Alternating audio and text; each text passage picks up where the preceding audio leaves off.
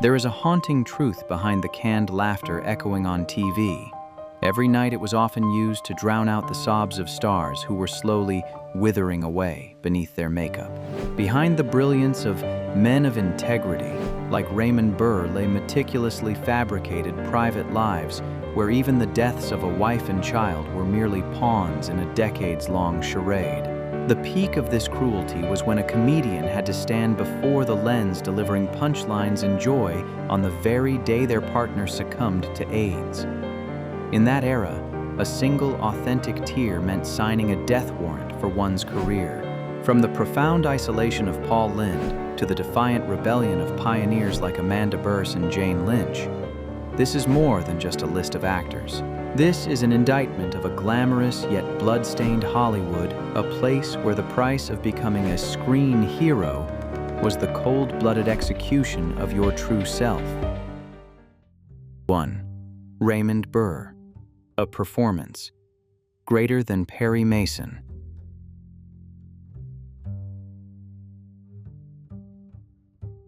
In the history of American television, few characters have embodied justice and unyielding integrity as powerfully as the lawyer, Perry Mason. Yet ironically, the greatest performance ever staged by actor Raymond Burr was not found in a CBS script, but within his own life story. According to records documented after his passing in 1993, most notably in Ona L. Hill's biography, Raymond Burr, a film, radio, and television biography. The world was stunned to realize that Hollywood's most elegant bachelor had in fact lived a life meticulously woven from fabricated tragedies. To survive in an era where a leading man's career could vanish in an instant, following a single rumor about his sexuality, Burr chose to construct a flawless shield out of family heartbreaks. For decades, the press and the public believed he was a man of misfortune. A wife named Annette Sutherland, who reportedly died in the same 1943 plane crash as actor Leslie Howard. Another wife who succumbed to cancer.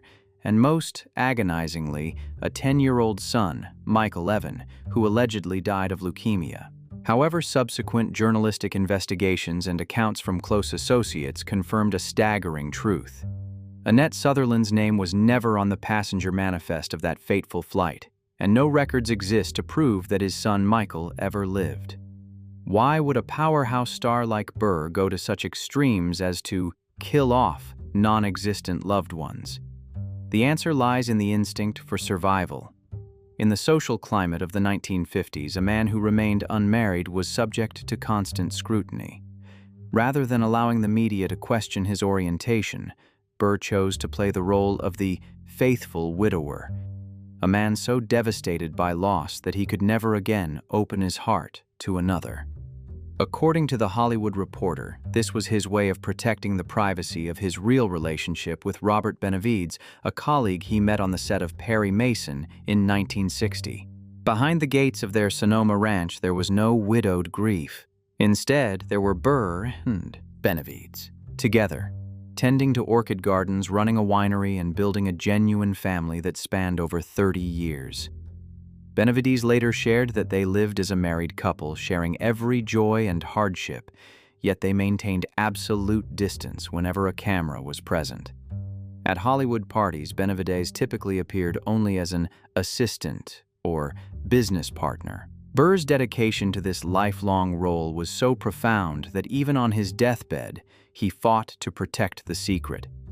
It was not until his will was made public, bequeathing his entire estate to Benavides while pointedly omitting any distant relatives, that the veil of secrecy finally lifted.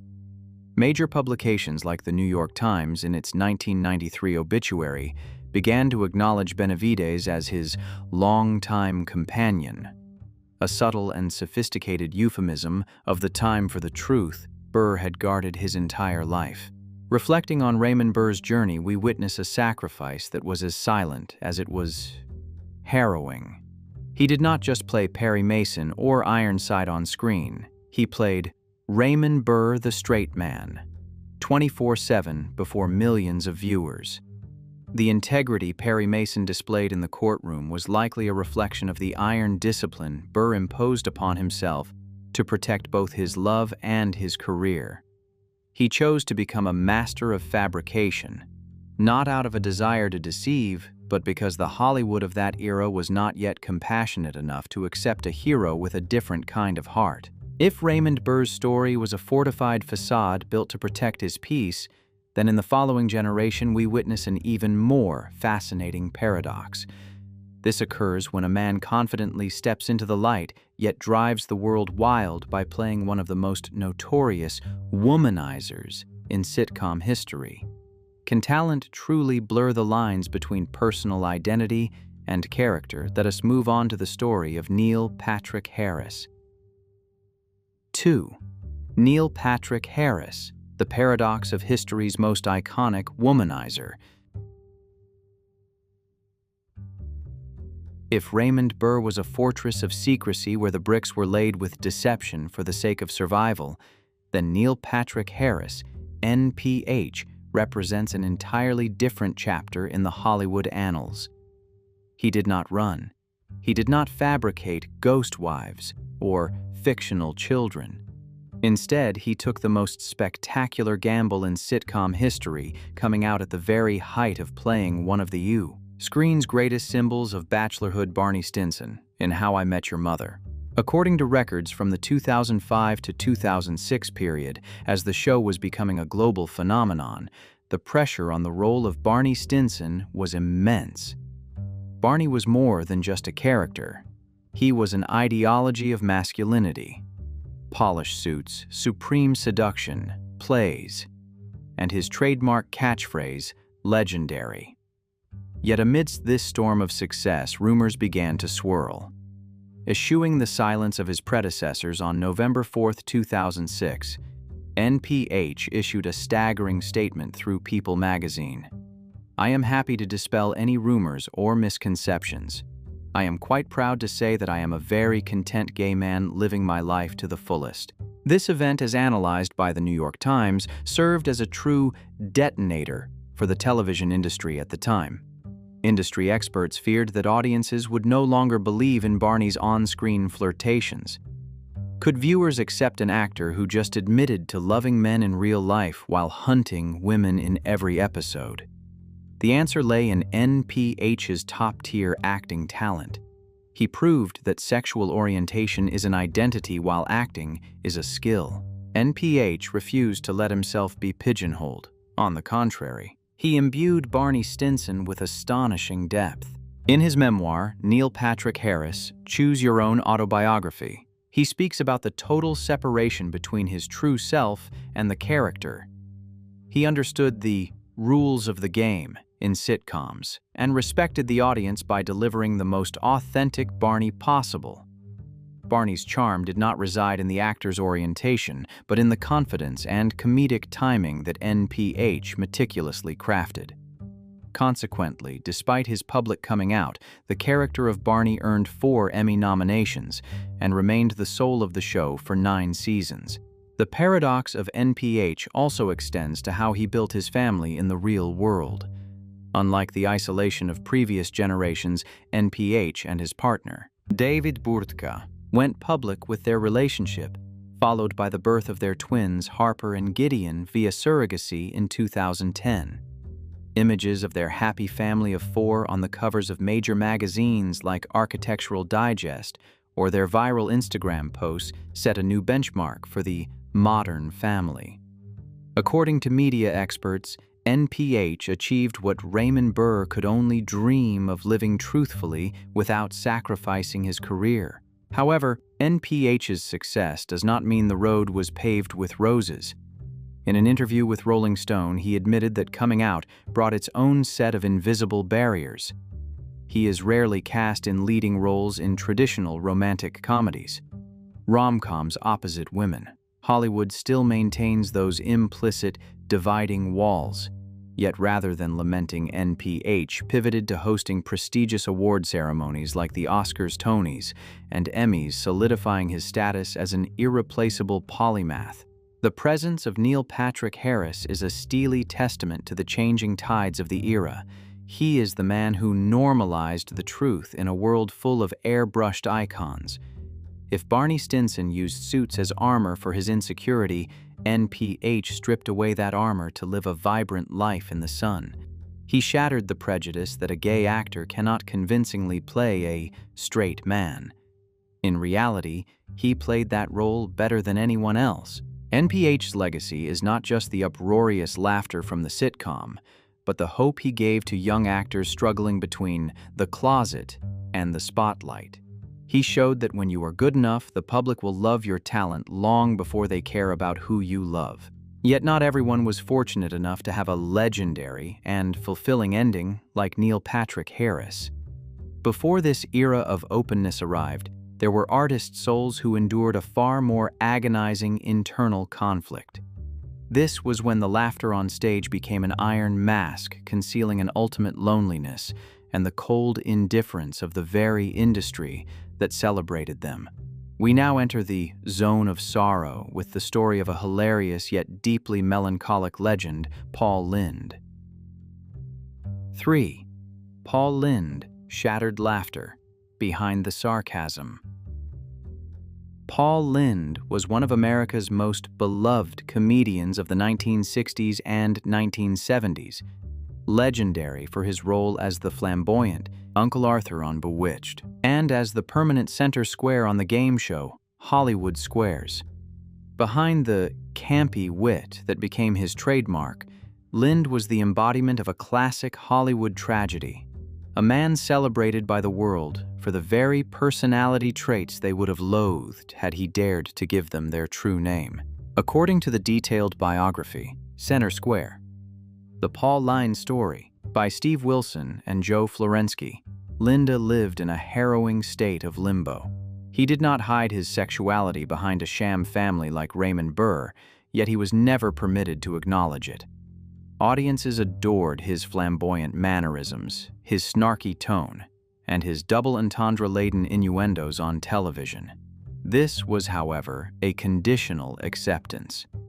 Post-production accounts from close colleagues reveal that network executives were always lurking in the wings with a constant warning: keep them laughing, but never cross the line. That line was the truth. Lynde transformed his repression into an artistic weapon. His sharp-witted responses on Hollywood Squares were in reality arrows aimed at the hypocrisy of society. When a host once asked, "Why do men go hunting?" Lynde instantly quipped, "Because sometimes the outfit looks just fabulous on them." The audience roared with laughter, but it was a laughter born of ambiguity.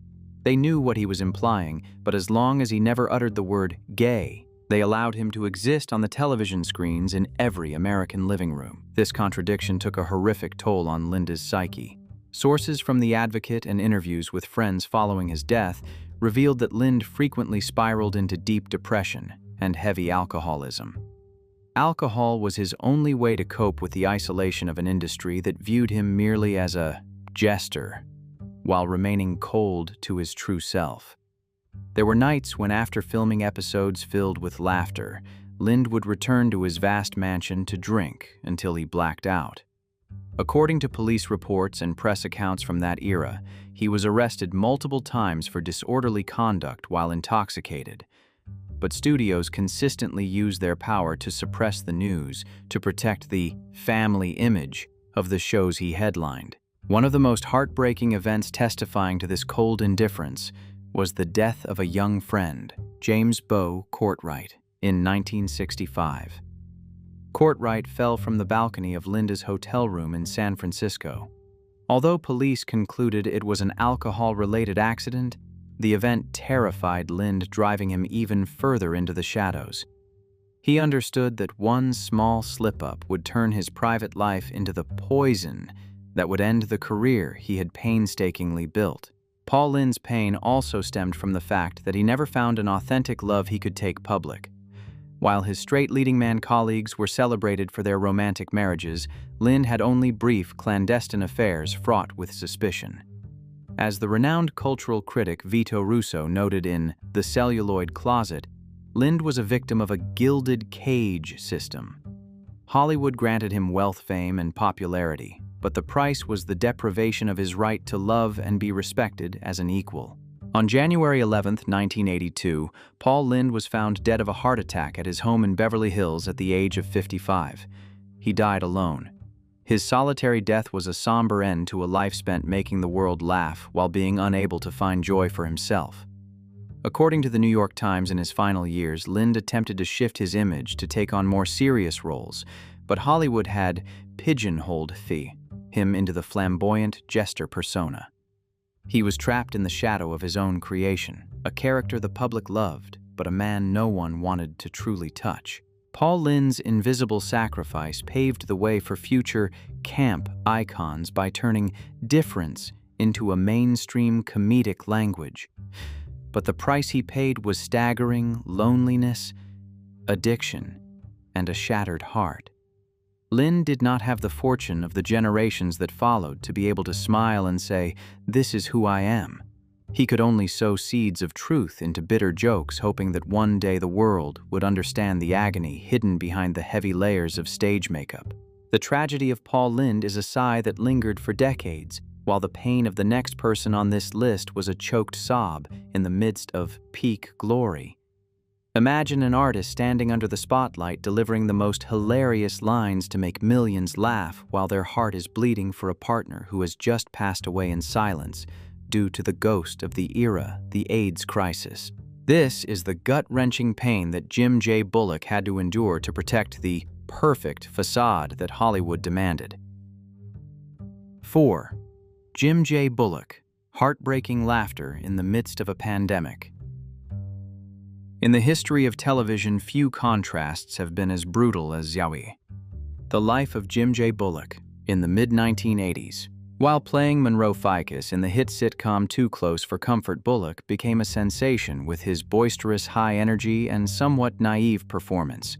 Every night, American audiences roared with laughter at his slapstick antics, yet few knew that behind the camera, this actor was enduring a life-or-death struggle against both disease and the era's harsh stigma. According to Bullock's own candid reflections in later interviews with The Advocate and Entertainment Weekly, his life in 1985 was akin to a painful dual personality performance. At the studio, he had to maintain the image of a jovial bachelor, a jester who knew no sorrow. But the moment the stage lights dimmed, he faced a horrifying reality. He had been diagnosed with HIV at a time when the disease was still viewed as a death sentence, accompanied by social ostracization. The tragedy reached its peak in 1986, when his longtime partner John Allison passed away due to AIDS complications. This remains one of the most shocking revelations disclosed through post-production records and later accounts. As Bullock recounted on The Oprah Winfrey Show, he had to stand on stage performing physical comedy and delivering punchlines to a laughing audience while his heart was shattering over the loss of his most beloved. Hollywood at that time did not grant a family-friendly sitcom star the right to mourn a same-sex partner. One tear shed in the wrong place, one admission of true grief would have instantly triggered a detonator that would destroy his career and the show that supported hundreds of people.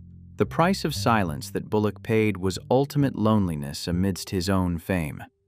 According to the Los Angeles Times, the cruelty of the 1980s entertainment industry lay in its readiness to exploit the talent and energy of artists like Bullock, only to discard them if they became unclean in the public eye. He had to conceal his illness, hide his grief, and pretend nothing was wrong to protect the perfect image that networks were aggressively promoting. This repression pushed him into a spiral of self-destruction before he finally found the strength to rise. A major turning point came in the 1990s when Bullock decided he would no longer live in the shadows. He became one of the first entertainers to publicly disclose his HIV-positive status and actively participate in AIDS awareness advocacy.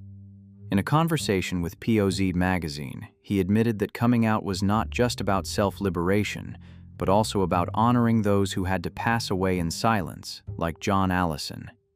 His bravery transformed a carefree comedian into a symbol of resilience, proving that the truth, no matter how painful, holds more healing power than glamorous lies. Jim J. Bullock's journey is a steely testament to the brutality of the Hollywood closet, a place where you can be forced to laugh when you want to cry, and made to play a happy role while standing on the edge of an abyss. He survived the pandemic, the stigma, and the harshness of his profession to tell the story of a generation of artists who had to trade their own lives for the canned laughter of television. The sacrifice of Jim J. Bullock is a mournful low note in a symphony of repression, where individuals had to find their own ways to slip through the narrow cracks of prejudice to survive. Moving to another equally ironic case, we find a man trapped between contracts and audience expectations of a model family. He did not just play a husband on screen, he was forced to play a standard man at every red carpet and interview, even as it caused his soul to slowly wither away. That is the story of Dick Sargent. 5.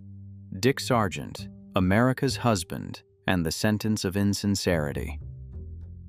In the vibrant world of 1960s sitcoms, the character of Darren Stevens in Bewitched was the ideal archetype of an American husband, hardworking, devoted, and constantly struggling to keep his family on track amidst chaotic magic. When Dick Sargent stepped into the role in 1969 to replace Dick York, he didn't just inherit a successful character. He stepped into a gilded closet adorned with studio lights and predatory image-based contracts. The veil of secrecy surrounding Dick Sargent's life was not a personal preference, but a consequence of a ruthless entertainment industry.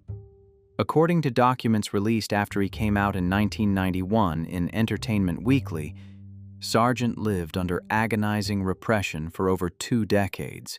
Studios didn't just manage his acting, they managed how he loved. To protect the ratings of a family values show like Bewitched, Sargent was coerced into appearing at public events with female co-stars or models hired to play his love interests. Fan magazine interviews of the era consistently portrayed him as a golden bachelor, searching for the right woman, while in reality he maintained quiet relationships with men behind closed doors. Sargent's pain lay in an ironic contradiction. He played the husband of a witch, someone who could solve any problem with a simple twitch of her nose. Yet he possessed no magic to save himself from the falsehood devouring his soul. As Sargent recounted on the Joan Rivers show, every time the camera rolled and he had to utter words of love to his on-screen wife, a part of him felt as if it were dying. This suppression didn't just stay at the emotional level. It manifested in declining mental health and a constant haunting fear that one day the truth would be exposed and his career would go up in smoke. His sacrifice for his career was an exorbitant price to pay. He spent most of his life performing a role that never ended even after leaving the set. It wasn't until 1991, at the age of 60 and facing prostate cancer, that Sargent decided to shed his burden. He came out on National Coming Out Day, becoming one of the first senior stars to confront the ghosts of his past. This act, according to the New York Times, was not just a personal liberation, but a slap in the face to a stagnant Hollywood system that once believed audiences would never accept a gay Darren Stevens. In his final years, Sargent transformed his regrets over decades of silence into action. He became a dedicated activist for gay rights and participated in AIDS awareness campaigns alongside his close friend Elizabeth Montgomery, who played his wife in Bewitched. Elizabeth's public support for him remains one of those rare, heartwarming moments, proving that the truth doesn't always destroy bonds. On the contrary, it can solidify genuine relationships. When he passed away in 1994, Dick Sargent's legacy was not just 3 seasons of Bewitched, but a lesson in belated yet brilliant courage. The freedom Dick Sargent found at the end of his road proves that the light of truth can always pierce through the thickest curtains of pretense. However, while Sargent had to wait until his twilight years to speak, the next person on this list chose to confront the industry head-on at the peak of her career. She didn't wait for safety to come out, but used her influence to shatter the unwritten rules of American television, despite facing coldness from her closest colleagues. This is the bold journey of Amanda Bearse. 6. Amanda Bearse, the Iron Lady and the revolution at the heart of sitcoms. The name Marcy D'Arcy from the legendary sitcom Married with Children usually evokes the image of a prickly, conservative neighbor constantly at odds with Al Bundy. But in real life, actress Amanda Bearse was a true warrior who carried out one of the bravest acts in television history in the early 90s. While most stars of that era were still trembling within, the closet, Amanda decided to step into the light in 1993, just as the show was a top-rated hit on the Fox network. Amanda Bearse's coming out in an interview with The Advocate was not merely a piece of entertainment news, it was a detonation that rocked Hollywood's moral standards of the time. According to the Sitcom Reader, Amanda was the first lead actress of a sitcom currently in production to admit she was gay. This act was extremely risky, as her character Marcy was tied to traditional family values, albeit ironically. Producers feared this truth would ruin the character's believability, but Amanda proved the opposite. Her personal truth only added weight to her immense talent. The consequences of such honesty were not as sweet as many might imagine. According to post-production documents and Amanda's later reflections in the documentary Visible Out on Television, the working environment at Married with Children changed significantly after her announcement. There were reports of discomfort and even coldness from some of the male leads. In particular, her relationship with Ed O'Neill, who played Al Bundy, reportedly suffered a serious rift. O'Neill later admitted in an interview that he had acted inappropriately and felt regret for not supporting his colleague during that period. This highlights the ruthlessness of Hollywood. Even when you bring in massive profits, your personal identity can still be viewed as an inconvenience. However, rather than retreating in the face of isolation, Amanda Bearse chose to assert her own power. She began studying directing and personally helmed dozens of episodes of Married with Children. This was a brilliant tactical move. By moving behind the lens, she created a position that the network could not easily eliminate. Amanda transformed herself from a replaceable actor into an indispensable part of the production machinery.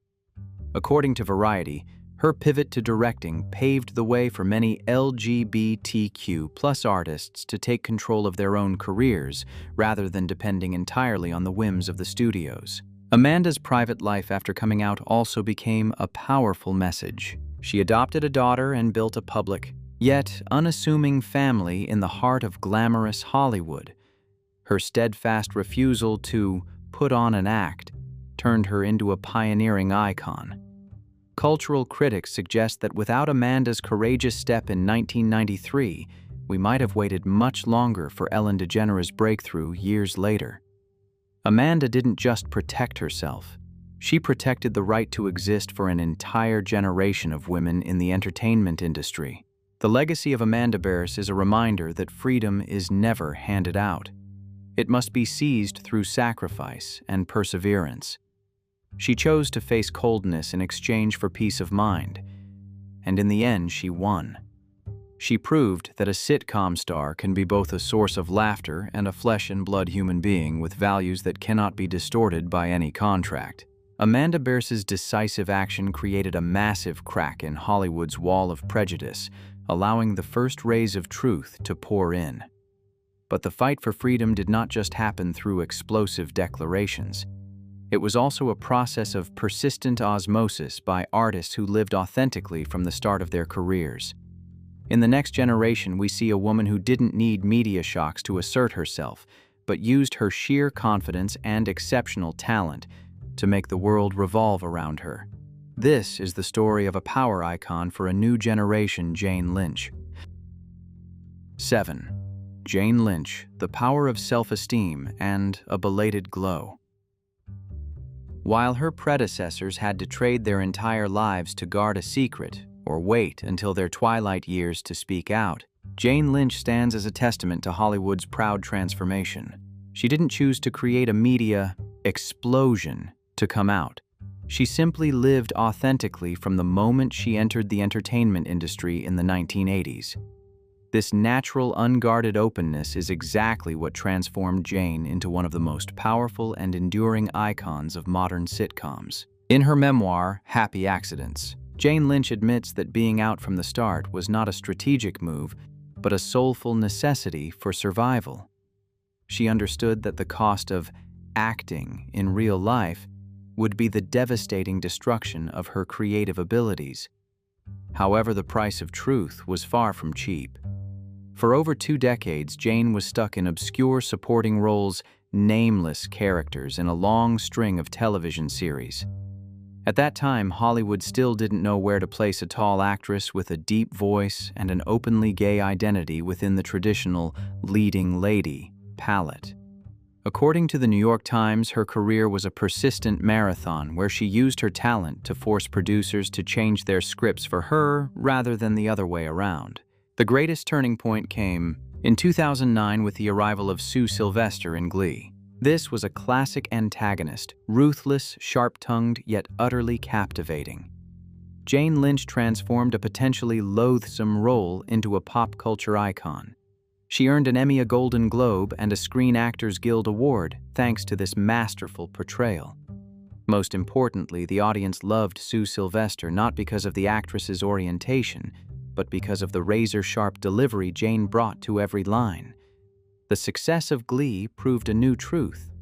An LGBTQ+ artist could absolutely be at the center of a family and teen-friendly show without ever having to cloak their identity. Jane Lynch's journey also provides powerful inspiration through the way she manages her private life. Her marriage to Lara Embry in 2010, and even their subsequent divorce, were reported by the media in a civilized, equal manner, just like any other celebrity couple.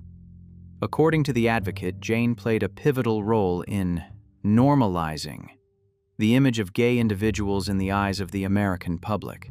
She doesn't appear as a victim or a political figure. She appears as a true artist, a charming host, and an A-list actress.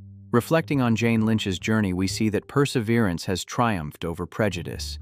She didn't just blaze a trail for herself. She created a safe space for future young actors like Chris Colfer and Wilson Cruz. Jane is the perfect bridge between the repressed past of Paul Lynde and the liberated future of Neil Patrick Harris. She proves that when you are steadfast in being yourself, the world will eventually have to revolve around your own axis of values. The journey from the fabrications of Raymond Burr to the liberation of Jane Lynch is more than just a story of stardom.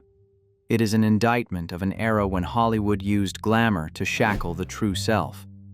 They were forced to smile while their hearts bled, playing the perfect role just to buy their existence. Thanks to those silent tragedies and tearful sacrifices, the doors of the closet were finally torn down, allowing today's generation of artists the right to live and love in the light of day. The stage lights may dim, but their courage will forever be the most brilliant legacy.